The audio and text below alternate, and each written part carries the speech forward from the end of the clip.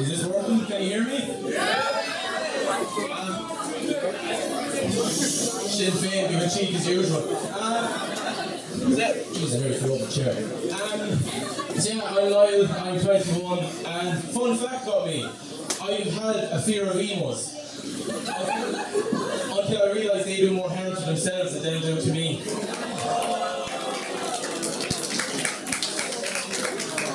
It's okay, it gets worse from there. But yeah, you know, 2015 coming near an end, and I suppose when you think about real in years, a few years time, you're thinking, what will the film of the year be? And something happened? Oh shit. You're so shit for me, shit. I thought you were telling me to be quiet. But yeah, you know, what would the film of the year be? And for me, it would be 50 Shades of Grey. And, you know, 50 Shades of Grey for me was kind of, I know I found it a little bit kind of racist, you know. There was a white man, nice suit, rich, practically beats up his girlfriend, and that's counted as sexual. But Chris Brown hits Rihanna, and that's counted as not sexual. That kind of confused me. But yeah, you know, everyone kept saying, oh, I was working in a radio station that came out, and we kept getting phone calls coming like, oh, 50 Shades of Grey is pornography, oh, stop talking about pornography. And if you're going to describe it as pornography, we'd probably describe it as soft porn. Because you're just there, sitting there for 118 minutes trying to get a semi and nothing's going on the screen. Someone's clapping at me not getting a semi. You're actually the first third comedy to clap me not getting a semi. That's the first time I haven't cried either.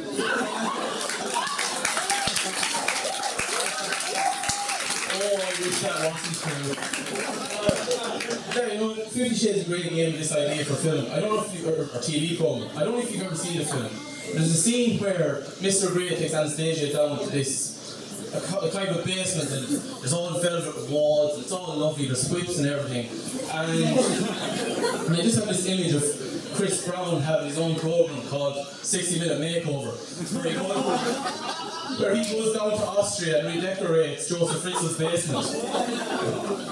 Joseph comes down, oh my god, I love all the whips! This is quite efficient! But yeah, you know, I suppose, what was I going to say? Oh yeah, yeah, but awkward things, speaking of awkward moments, an awkward thing for a man to buy. Has anyone idea what would be the most awkward thing for a man to buy one-to-one? Any suggestions? Tampons, that is actually, condoms is number 2 by the way, but tampons number 1, and I noticed this recently when I went to Lidl. There's 2 men went to buy the tampons, I assume for his girlfriend. Who else are you buying for?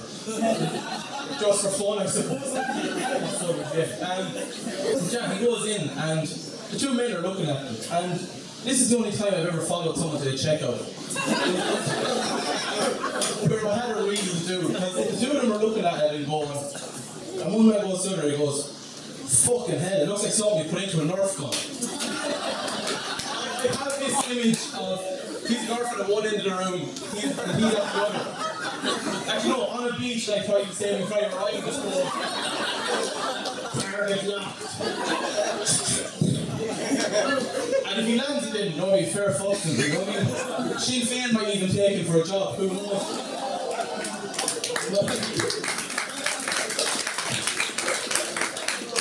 So he went to the counter and there's checkout etiquette for things like this.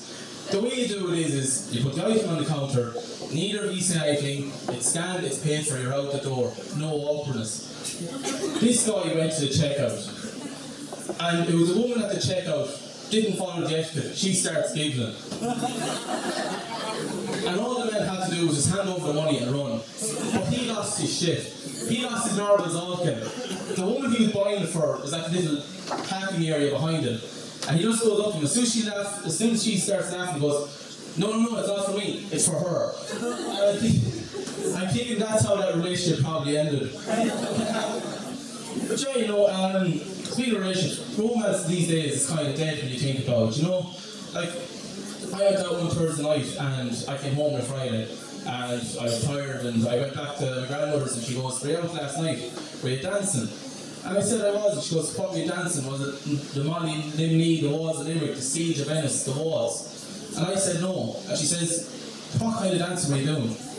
And there's no way to describe how people dance these days in America. There's no way of describing.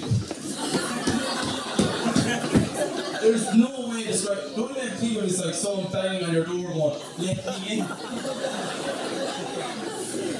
But these days, you know, like nightclubs have kind of turned into like.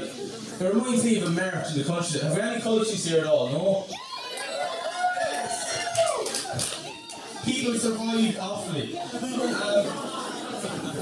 But yeah, you know, it reminds me kind of like a march.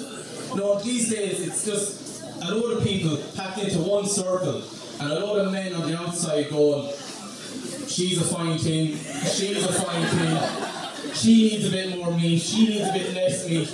No, it's very hard, but even things like chapel lines have gone away, you know?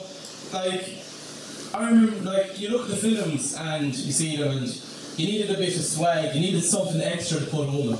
Not anymore, like, I've tried using chapel lines and they don't work, like, your eyes are like spanners, they tighten my nuts.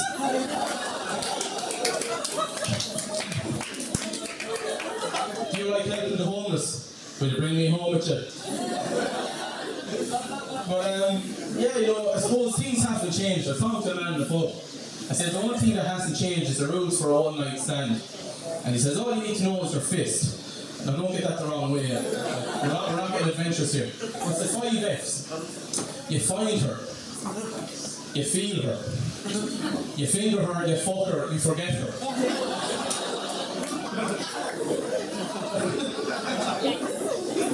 But you know, yeah, the way my last relationship ended, it started with a child line and it ended with a more different story. There I was, I had a key to her house, and I know that sounds stalkerish, but yeah, she went out for a night with the girls, and so I decided I'd surprise her. I'd wait for her in her room when she came back. And Jesus Christ, oh my God, it's not that bad, like, she knew who I was when she woke up. Chloroform will do that to you. I'm joking, it was a cue ball in a sock. And this video will be used in court. But yeah, you know, there I was, and she walks in the door and she looks at me and she goes, take off my shirt, take off my skirt, take off my bra, and then kick me out. Because for some reason she found it weird I was wearing her clothes. Ladies and gentlemen, I've been Niall Houlihan. Thanks very much. One more time.